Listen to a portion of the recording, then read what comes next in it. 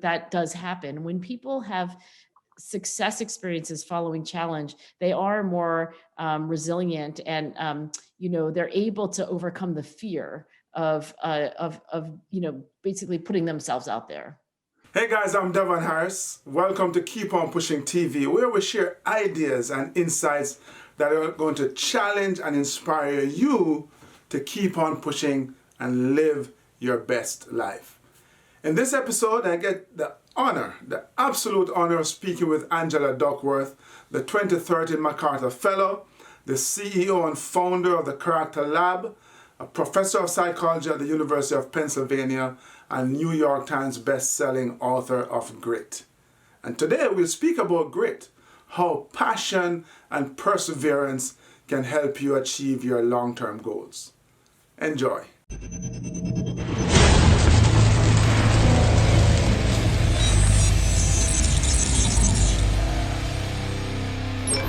This is Keep On Pushing TV with Devon Harris. Hi, Angela. Thank you so much for spending time, choosing to spend some time here with us and keep on pushing. Yeah, I'm really happy to have this conversation with you, Devon. Indeed. So, oftentimes when I speak and I get off stage and kind of chit-chatting and meeting the attendees, invariably someone will come up to me and ask me about grit. And Really? tell me about you. Yes, Sorry. so my story and what I have to say, remind them of your book. So I would like to hear from the horse's mouth. What is grit, Angela?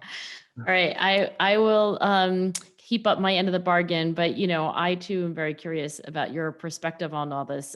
So I'm a scientist who studies grit, and I define grit as passion and perseverance for really long-term goals. And I think that that is what makes grit different from just being a conscientious person or good at impulse control. It's really a kind of stamina for the very far-ranging goals that might take years to make progress on. And I've been studying it because I do think it is a common denominator of high achievers, and it's very different from your innate talent. Mm-hmm. So talking about talent, so in my selection to join the Army, the Jamaica Defense Force, one of the things I think about, and in fact, as an officer who became one of those people who selected people for the Army, the quality that I look for most is determination, grit, as you would put it. But in the real world, I want to say, in corporate America, in schools, there's a premium that's placed on intelligence and talent. Would you say they're off base? It's not that I don't think there are differences in talent. Sometimes people ask me, like, do you think we're all equally talented? I don't think we're all equally anything, right? Every person is their own unique self. I can even think of just myself within my own personal experience. I can tell you I'm more talented at psychology than I am at say history or there's a long list of things that I don't think I'm especially talented at. So it's not that I think we're all equally talented or that there's no such thing as intelligence. It's just that I do think there is a preoccupation with this. And I think maybe it's because it's pretty clear, if you teach somebody for an hour and they pick things up super fast, you get very excited as a teacher and you think like, wow, this kid is such a talent. And that is a great thing. But I guess the question will be, will they show up tomorrow? And what about next week? And then what if they have a really bad couple of, games or, recitals or, like grades, are they going to come back then the following year? And then will they be at this in 10 years? And it's not that you are immoral if you don't have this kind of stamina. But I do think it's the nature of achievement that it requires a kind of long-term orientation. So you came across this concept, I'm going to call it, of grit when you were a seventh grade math teacher. You saw this difference, I want to say, between talent and great persistence, the desire to I think work hard? I think when I was a teacher, which was in my 20s, I was a teacher in the New York City public schools and then in the San Francisco public schools. And I think what I saw was that talent wasn't enough. I had very, very bright kids who I thought, oh, for sure, this kid's going to be at the top of the class at the end of the year, but turns out maybe not. And I also had kids for whom, like, every step in their progress was a really, hard fought step. And many times they surprised me. I don't want to say that grit is the only thing other than talent that you need. Mhm. I mean, there's social intelligence and there's empathy and there's also a kind of like self-discipline, which I think is a little bit different from being passionate about what you're doing. Like, Right. can you get yourself to do things that are kind of boring when you have to? So it's not just that I saw as a teacher that grit was the only thing that was different from talent, but I do think it made me realize that there's so much to a person's potential that is not contained in measures of early evidence of talent. Yeah. So I'm kind of curious about your grittiness in your early years. Did you would you describe yourself as someone who was gritty or just talented, smart, the way we normally Well, think of? I knew I wasn't the smartest kid even in my elementary school. Right. I would name names, except for I guess it's a slight violation of their privacy of, a few kids even in my homeroom who were really clearly faster learners than I was. I don't think I'll also say, like, I've studied people like you who are like much grittier than I am, but I do think I'm at the higher end of the grit spectrum. I think for me, let me give you an example that's pretty recent. So last week I gave a talk and I prepared for the talk pretty well, actually. Like, I was trying to like kind of introduce a new theory, and I invited lots of really prominent people in my field, including somebody who had a Nobel Prize and like some funders and some people who had a lot of power. So I give my talk, right? It's an hour long, end to end, and I realize like pretty soon after the talk that it was okay, but it wasn't a catastrophe, but it wasn't a great talk. And the Right. question there is, now that's not a huge failure, nothing terrible happened, but I think what grit is, what's going to happen next, right? After you have a misstep, a setback, a kind of like honest mistake on, like in judgment, or do you keep going or do you not keep going? And do you keep going with like equal enthusiasm, more enthusiasm? And I will tell you, I had a fire in my belly that night. I mean, it was Friday night and all I wanted to do was like work on the talk, even though I didn't have another audience to give it, because I could see like 6 things that were wrong. And I think that Hmm.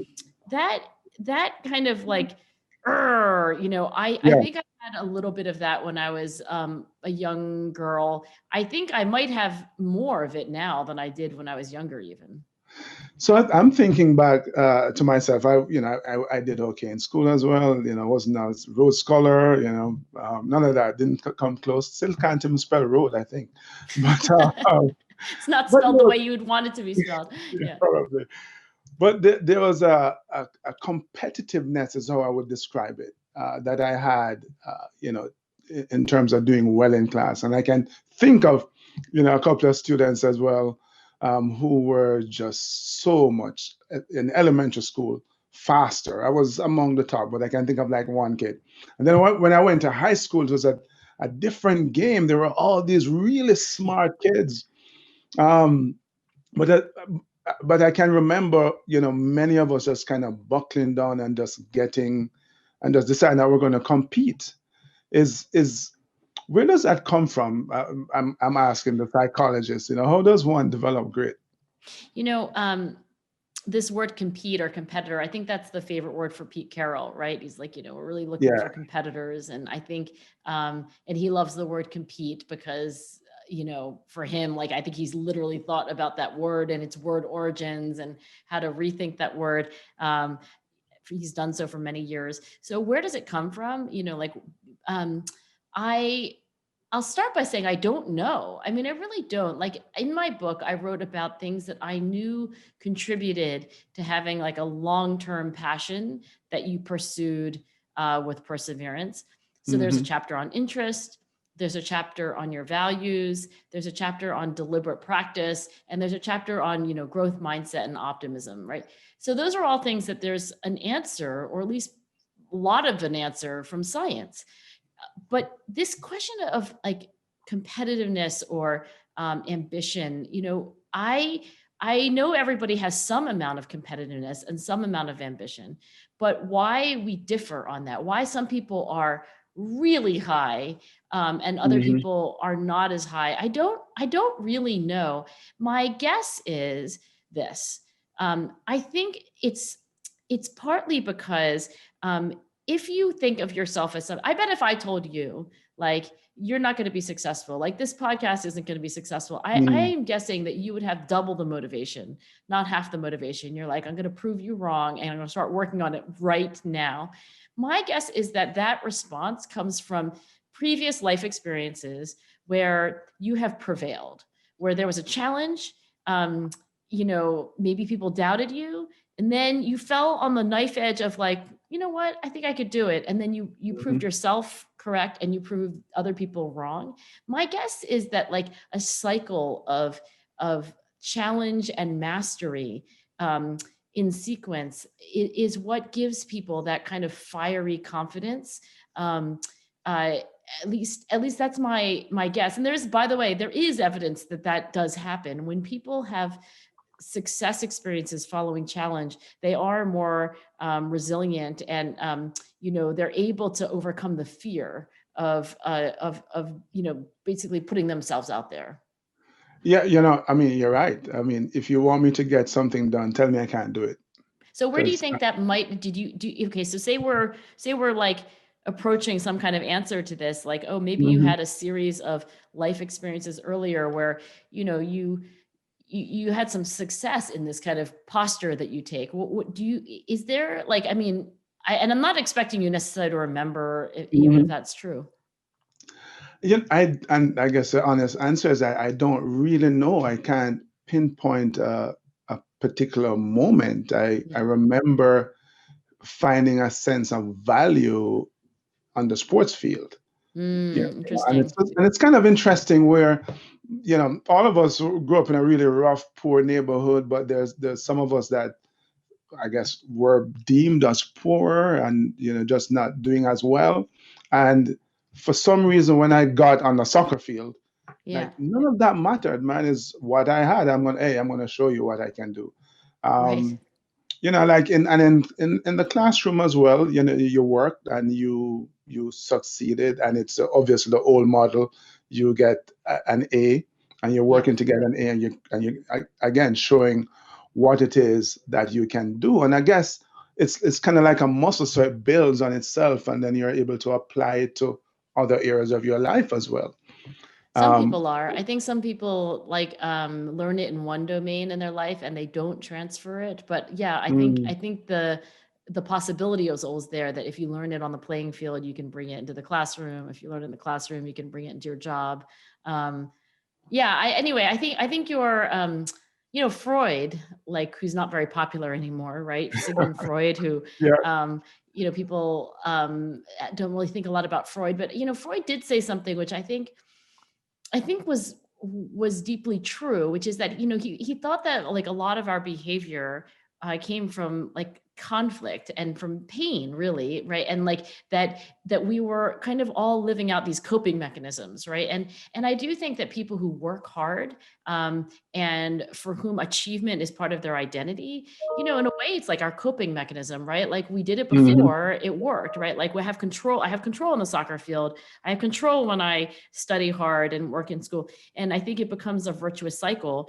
And the flip side of that, by the way, if you know kids or adults who are underperforming what seems clear to you as their potential, I'm guessing that maybe they kind of got into an alternative cycle where maybe their defense, which is the way Freud talked about them, like our defenses, was to like say, oh, I don't really care about school, like it's not for me. And that mechanism helped them in the short term anyway feel a little bit better about not doing so well. Mm. And then they went down a vicious cycle path.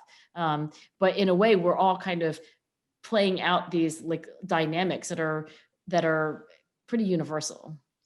Yeah, that's interesting. So, so let me ask you then about the cadets at West Point. Uh, I've traveled a similar road, and I graduated from Sandhurst, which is a British equivalent of West Point. And I remember um, during the first five, there were some British cadets who were in the army before, and they were looking to move up to become an officer, and so they had the first 5 weeks to decide if they wanted to be at Sandhurst. And there were maybe two guys in my platoon who go, "No, this is not for me." I Hmm. remember telling one of my friends this, many years later, and like, how can you not want to be at Sandhurst as the most prestigious military training school in the world? It just doesn't compute. And my friend in high school, they called me Pele. So he goes, Pele, he had options. You didn't have options. My option was to go back to the hood, right? Yeah.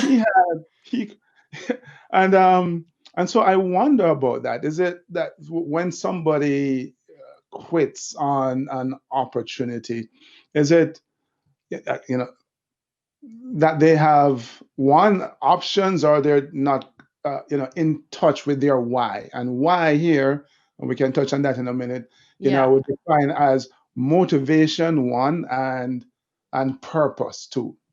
Yeah. Okay. Really, there's a lot there, and Yeah, I think you're right. Okay. So, you know, I think human beings are, for the vast majority of us, we're trying to do our best. We're making decisions, and really at the root of our decisions, really we're making sane decisions. I'm not saying like every person makes good decisions, but right. basically people do things that they think they can do, where there's a clear why, and where it's better than everything else they can do, right? Like that's what they're going to end up doing. Now, when you have people in the same exact situation, two people who are at Sandhurst, right?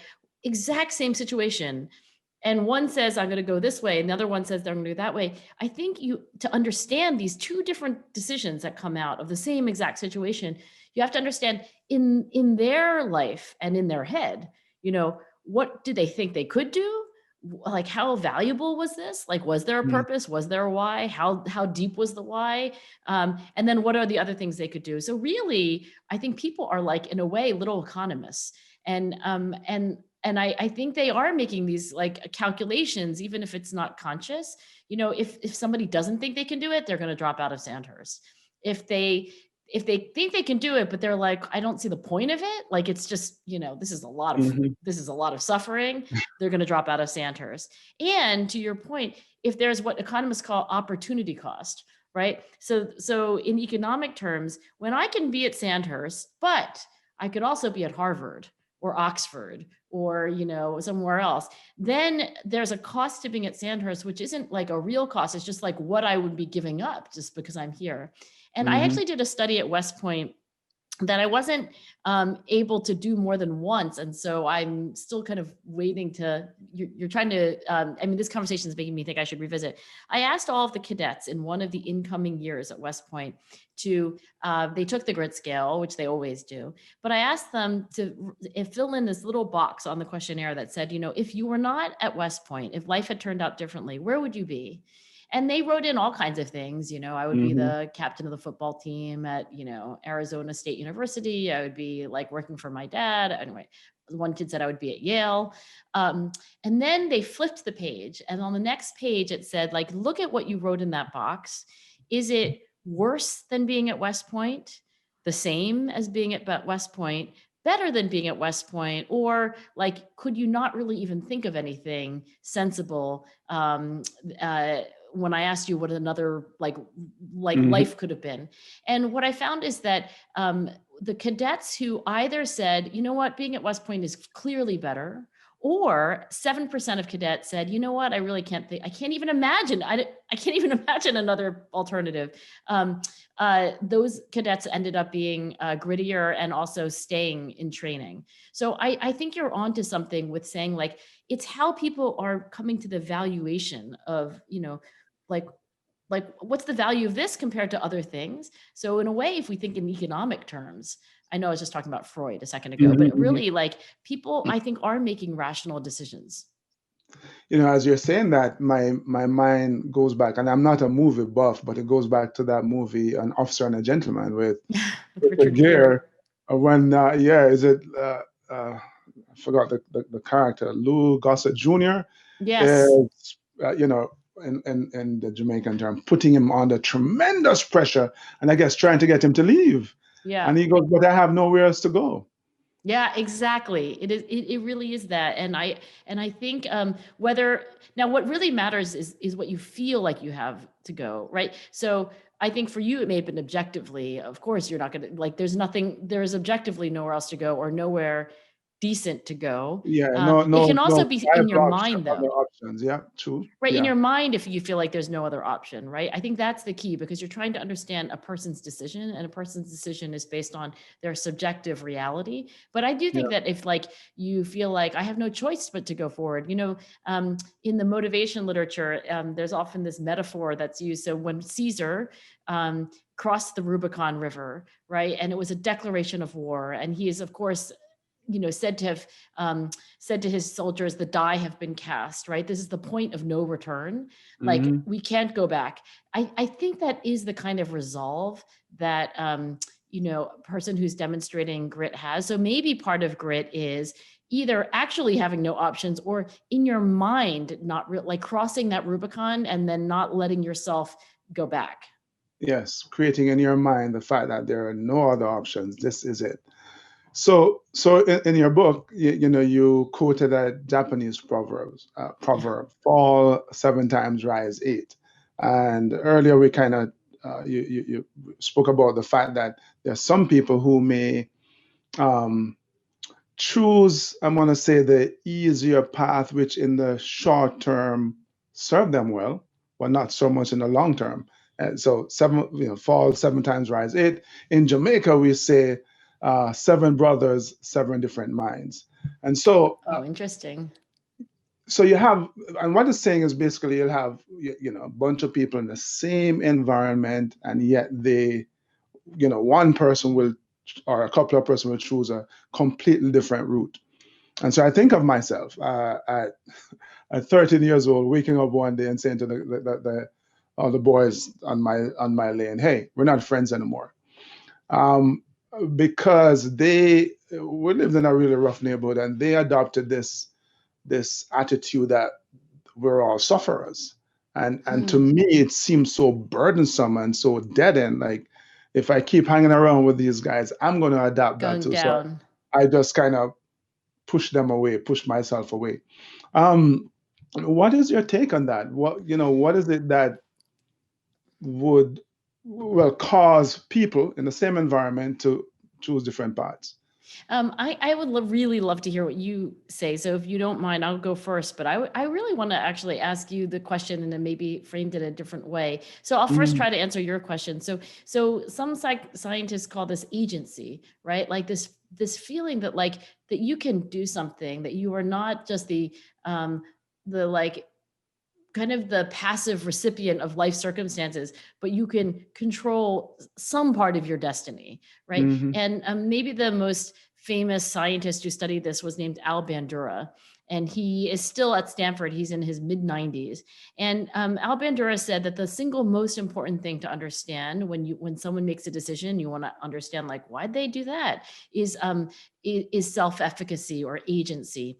And it's not that there aren't other things that matter. Like, of course, if you see the why and there's a purpose, it's like that matters. I think so often it is that somebody does something or doesn't do something because they think they can, or Mhm. they think they can't. And so if that is getting a little bit at the story that you're talking about, like why some people would be sufferers or would be kind of like accepting in a way of their fate. Then I guess I have a question for you, because a question that I'm asked increasingly these days, I think is a very good question, which is why are you talking about grit and resilience and hard work and getting places in life when there's so much racism and there is inequality and there is structural lack of opportunity? And like there are real objective obstacles to what people can do.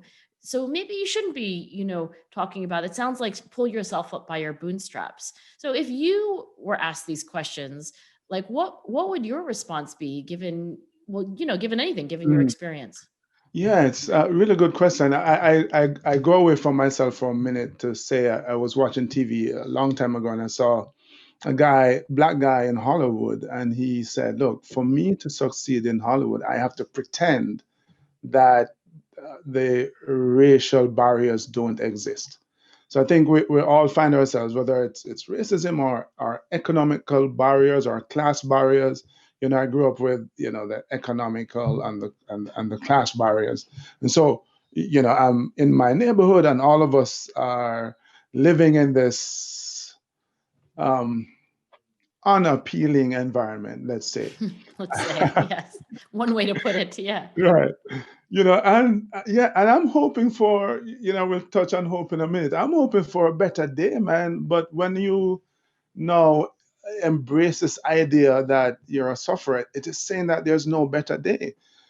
So there was a part of me that couldn't accept that, couldn't Mm. accept that this would be my life forever and ever. And it saddens me. I'll go back to the old neighborhood and I see that some of the guys that I grew up with, and I'm thinking to myself, wow, I've been around the world, and in practically the same time period they have been around the block. And I Hmm. think it goes back to that kind of attitude at 13, going, hey, I can't embrace this. Now, of course, there's no guarantee, and that I would have gotten out of that environment, I don't think. And and it certainly wasn't an easy road, but I think, in the end, the results were worth it. So is it that people look at what could possibly be and just think it's so far out of reach? Let me save myself the heartache.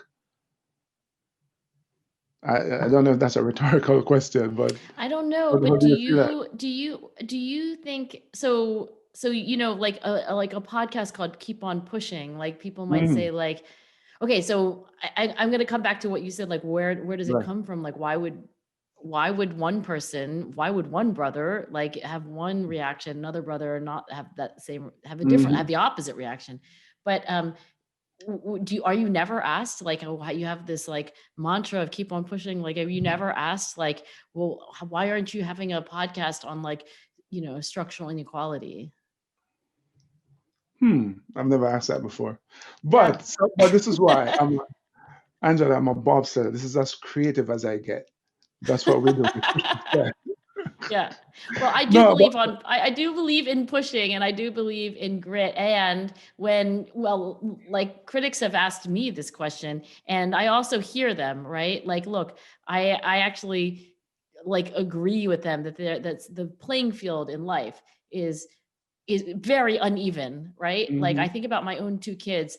I mean, they have been born into the lap of privilege in every conceivable way. And mhm. I see kids, and I can only imagine kids who are the opposite. So I agree with them. But maybe here's a hypothesis about what you uh you know let me ask you, did you have a role model in your early life that showed you this kind of like, it's not entirely like out of your control. Like there is a better day.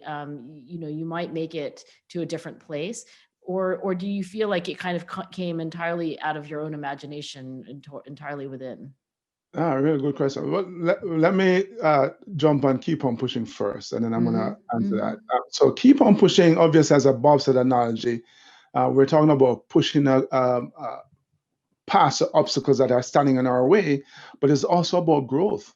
Because in our sport, Mm. as you're heading down the track, you're still navigating the twists and turns of the track and the ice conditions and the weather conditions, and you're trying to do better than what you did before. So you're trying to grow yourself personally, and in a way, you're also helping the people and the organizations around you Yeah. to grow. Yeah. Um, so whenever I'm asked any version of the question you just asked, I blame my grandmother. It's her fault. Tell me about her. Yeah. So I spent my very early years with her. I think from 7 months until I was about 5. And the thing I remember about her, she was an amazing storyteller, and the stories I remember, well, that I think impacted me the most were the ones she told me about soldiers and the incredible feat they could perform and not get hurt. And it lit up my little 5-year-old imagination, and that's what inspired me to want to be Mm, a soldier. But more than that, it inspired me to want to pursue goals and outcomes that other people thought were incredibly difficult or hmm. impossible. And so that has stayed with me. So in everything that I do, I go for the bobsled team, and the brakemen had to score more than the drivers. Now you think that this is a brand new thing, I'd go for the easier role. No, I want to be a brakeman because that's Interesting. harder. And then I go, oh, the driver is a guy. Oh, I want to be a driver. Kind of. So yeah, Yeah, it's interesting. her fault, man. It's her fault. I think you should blame your grandmother. Hey, I was talking to Will Smith, the actor and musician. He also blamed his grandmother for See, giving him grandmothers this are like crazy dangerous. ambition.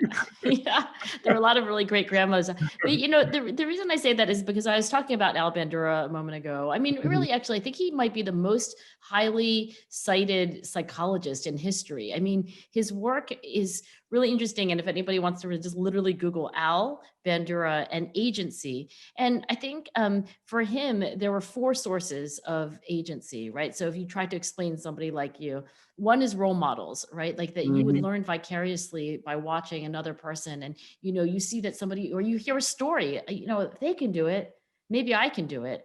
Um, Mhm. the second one is verbal encouragement. That's kind of when a coach gives you a pep talk. They're like, Yeah. look, I know this. I know you can do it. I've seen you do it before. So verbal encouragement, verbal persuasion.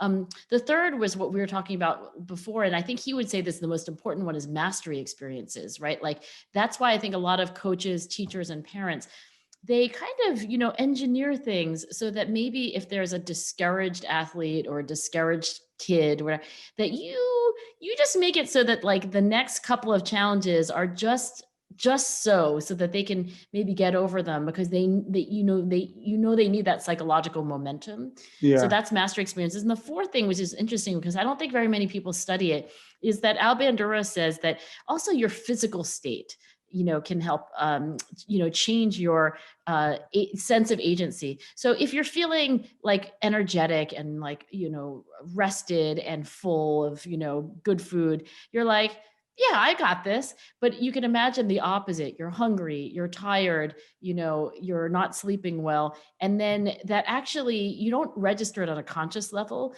but at Mhm. some, uh, uh, at some point in the computation of things, you're like, yeah, I don't think I can do it. So I think the recommendation for all of us is like, okay, if Al Bandura is right, and he's right about most things, then we have to like set ourselves up for small wins.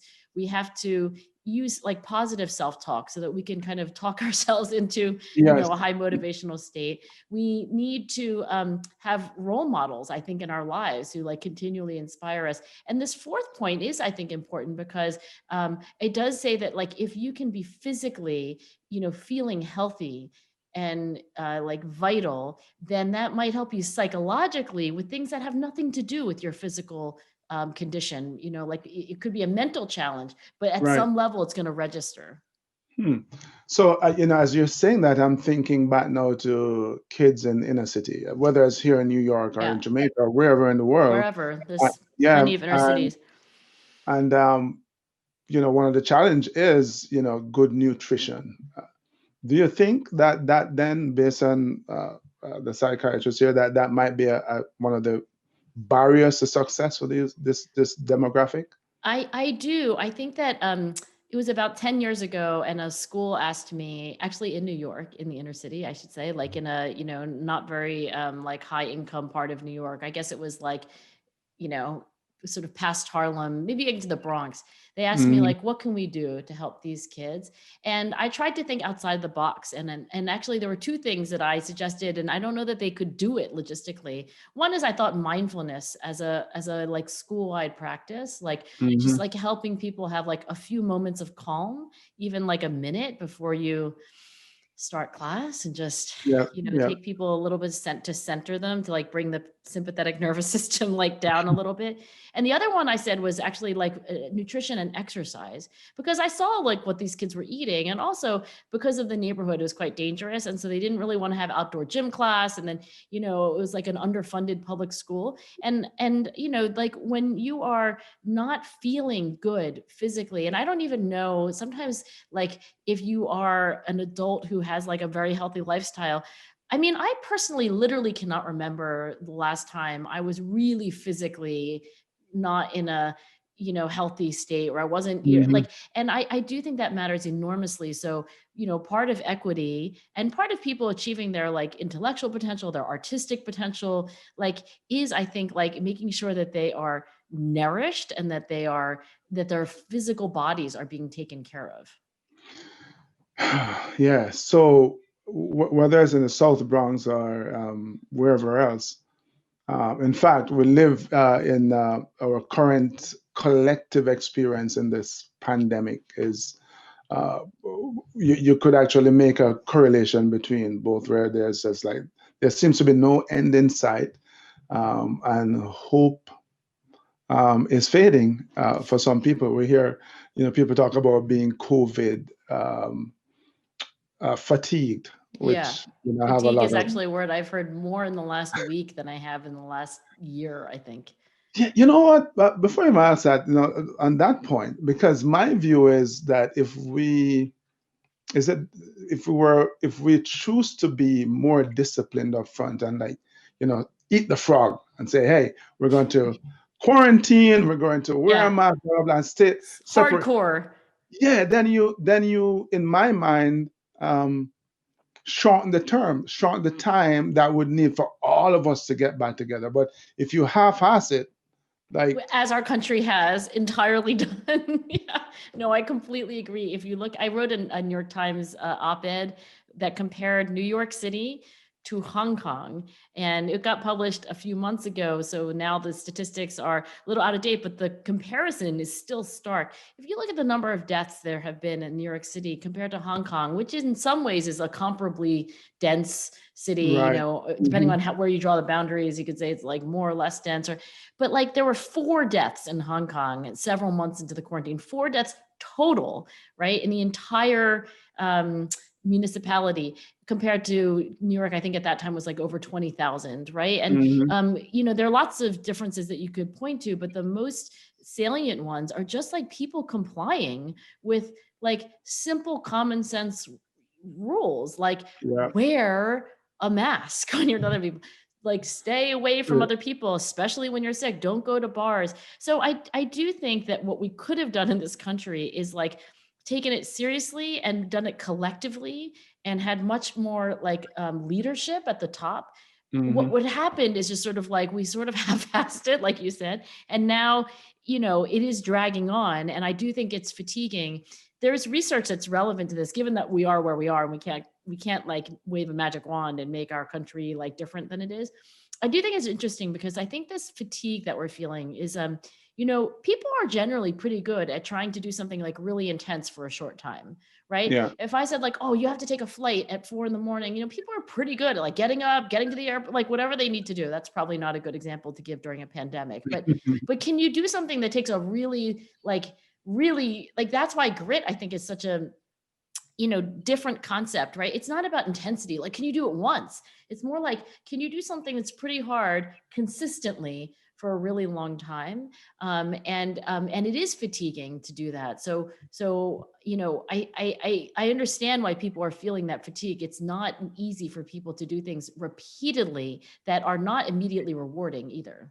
Yeah. So collectively, do you think there's the part of the one of the things that impact our collective grit is culture? Because I think of Hurricane Sandy here in New York a number of Mm. years ago, and I remember seeing this woman on TV bawling, crying about the fact that nobody is there to tell her what to do and her house is flooded. I remember speaking to a Jamaican friend. I'm like, if this was Jamaica, the woman would have all her kids and they'll Yeah. have these little buckets bailing out the water. They There'd wouldn't be be an assembly waiting. line, right? Yeah. Yeah. And I'm like, I'm trying to is this do you Is think? there a cultural like, Yeah. yeah. I think culture matters enormously. When people ask me like, "Oh, well, what really affects people's behavior over the long term culture?" When you're in a culture, like it's like being a fish in a certain kind of fishbowl. Like it's always there, right? Culture is 24/7 and it's Hmm. constant. So then the question is like, well, what aspects of culture, right? Like I do think that every culture has, people who study culture, like scientists who study culture, say there's three levels of culture. At the very top is just the kind of things that you can see, like, oh, they celebrate Thanksgiving, or like, they when they see each other, they kiss each other or whatever. Like that, those are the they call them the artifacts in some ways of culture, Right. right? Those are just like the tip of the iceberg above the water that you can observe, language, etc. Then there's a middle layer, which is their values, right? So is grit valued, or there are other things that do it, like is compassion valued or not? What about independence or not, right? And then the deepest level are these beliefs that really drive, like they're kind of assumptions, like, oh, everybody knows this, and they're not even spoken out loud. So I do think if you think of these three layers, like three levels of an iceberg, the deepest are these like shared beliefs that probably people don't even say out loud, values that might also go unspoken, and then the very top is like the artifacts. And then you might say like Jamaica versus New York versus Beijing versus Moscow. Like Mhm. clearly I think there must be differences in culture that are sometimes just obvious at the superficial, like artifact level, but really probably also are coming from deeper values that are different, and then beliefs. And I think one of the most powerful beliefs that you can have that really drives a culture that values grit, and that manifests it is really the growth mindset that I know about Carol Dweck's Yeah, idea. I mean, indeed. at its most general level, I think a growth mindset is a belief that people can change, that things can change, that, like you said, there's the possibility of making a better day, not just the possibility of it like being a better day because of, oh, well, the sun might shine tomorrow, but the belief that you could agentically like bring about a better day in some way, like have some control over what's going on. I think that is a deep cultural difference. And there could be cultures that, embrace this idea that like at some level we can change some things, and cultures that reject that more. Yeah. So there can be a better day, hope. I describe it as the lifeblood of possibility. So, whether in the inner city again, or we're kind of living collectively, and you kind of look on the horizon and there's so much uncertainty and you don't know when this is going to end. And, people are suffering. I think you said in your book that suffering, uh, you can't control lead to a hopelessness. And as I read that, I thought to myself, Viktor Frankl comes to mind, Yeah. and his time in the concentration camp, and it goes back again to the Seven Brothers, Seven Different Minds, because Yeah. all of these people are in the same circumstance, um, but yet some of them succumb to the suffering. And some don't. They lost hope. Yeah. Yeah. While is that again goes back to the grit. Yeah, well, my own PhD advisor, Marty Seligman, did this experiment to talk about a little bit in the book, but I can just explain it very quickly Mhm. here, which is, you have these dogs that are, some of them are experiencing basically uncontrollable, unpredictable adversity. So in the form of mild electric shocks. They happen. There's nothing that the dogs can do to prevent them or to control them. And compared to a control condition, those dogs actually lose hope. They stop eating, they stop drinking, and the most important thing is they stop trying. They stop Mhm. trying to escape their situation. Now, that was the first time that anybody ever used the term learned helplessness, because these dogs learned that they were helpless, and it was a model for clinical depression in human beings. But Marty noticed something else. great scientist that he was, he said, 1 out of 3 of these dogs never gives up. 2 out of 3 learn to be helpless, but one out of Right. three, what about that brother, right? Like what's Yes. going on? And he couldn't really fully study this in dogs because he thought to himself that it's the way they're interpreting their situation. So when he trained to become a clinical psychologist and he started studying people, he realized, and I think this is so, tightly related to growth mindset, which is why I put them in the same chapter. I really do believe that you can walk around the world with the belief that you can change something in your life. Those were the people that Marty identified as resilient. Bad things happen to them. They suffer, they cry, they feel disappointed, they feel fatigue, but something in them says like, I can change something here, right? I don't have control over everything, but like, surely I can do something. I think that is really at the core of the brother who, says like, well, this happened and that happened, but what can I do? And Marty's also found that, it's not just that it protects you from being depressed. It actually has like, a very strong correlation with being happy, with being above the 0 point in your emotions. And there's actually quite a bit of research showing that people who have this optimistic outlook, looking for things that they can change, or also live longer. And when they live longer, they actually live healthier too. So they have more energy. It's really something where I haven't yet found like the downside of it yet. Like, I'm not sure whether there's like a real drawback to having an optimistic, growth-oriented mindset toward your life. Yeah. How does gratitude, what role does gratitude play in our ability to be gritty? Well, Marty's also studied gratitude because he created this whole kind of branch of psychology called positive psychology. And gratitude is amazing. Gratitude is another thing where I think like, wow, you cannot have enough. What gratitude is appreciating things that have come into your life. And the key to gratitude is this: when you feel like somebody has like, you do them a favor, so they do a favor back, you don't feel especially grateful. Right. Really feel grateful is someone does something for you and they ask nothing, right? Like it's the feeling that like something has come into your life and you didn't pay for it and you didn't even earn it, right? And there's this exercise called the 3 blessings exercise where like every day, like for example, I do it in the morning. It's finally become a habit.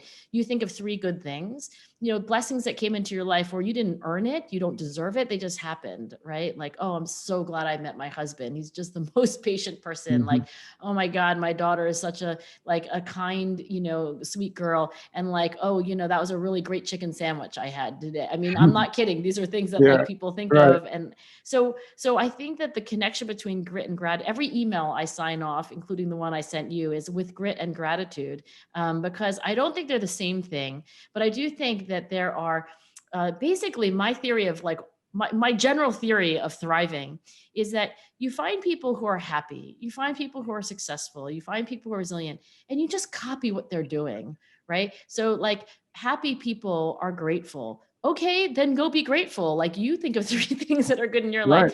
life. Successful people are gritty. Great, just do what they're doing. I think that's in a way like my whole philosophy of self-improvement. I think when you use the word grateful, especially to someone who's in a tough situation, they're like, "Man, don't you see how my life sucks? There's nothing to be grateful for," and they're missing the boat because we're not saying that everything has to be peachy. Just that no matter how challenging it is, there are some things that you like in your life right now, right? And there are some things that, and so you can give thanks for them. Hey, the Does that fact that work for you you are though? Like, awake. I'm guessing that there's probably no more charismatic person in the world than you to like say those things. But I'm just curious, when you meet somebody who's like quite pessimistic and like looking on the dark side of everything and like, a sufferer, as you might say, like when you talk to them in your positive way and like you tell them they're missing the boat, Mhm. does it work, or is there a way to talk to people that you found to be helpful? Really good question. I try, and I'm learning to be more patient with people like that because they're just sometimes there's nothing you can do for themselves. I think we all know that you can do for them. I think we all know that the change comes from within. The person has to decide to change. And if you're exposed to them for a while, you can keep, not hammering, but feeding them Yeah. this positive way of thinking, hoping that one day they will kind of come to the realization just by showing them, hey, it's not Being a all role that model for them, being like, I bad. mean, doing the things that we were talking about. I do have this one idea, which I think, I wonder whether people, when they are in their like same circumstances, like, you talk to them and they're in their kitchen, they're like, and like, they're just not able to change in dramatic ways.